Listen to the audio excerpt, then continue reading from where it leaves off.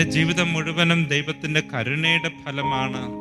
എൻ്റെ ജീവിതത്തിൻ്റെ നിലനിൽപ്പും മുന്നോട്ടുള്ള ഗമനവും പുരോഗതിയും ദൈവത്തിൻ്റെ കരുണയുടെ ഫലമാണ്.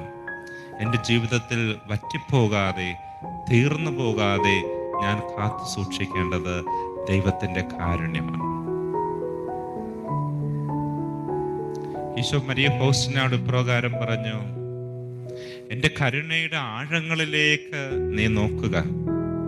നിനക്കെതിരായിട്ടുള്ള ശത്രുക്കളെ നീ ഭയപ്പെടേണ്ട.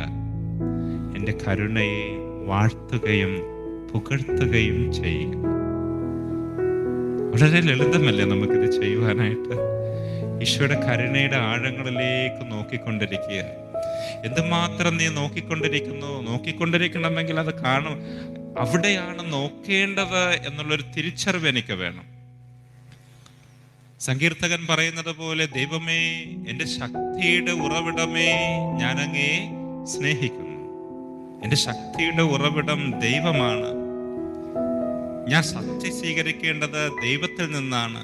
ഞാൻ നോക്കിയിരിക്കേണ്ടത് അവിടുത്തെ കരുണയുടെ ആഴങ്ങളിലേക്കാണ് എന്ന തിരിച്ചറിവ് നിനക്കുണ്ടോ?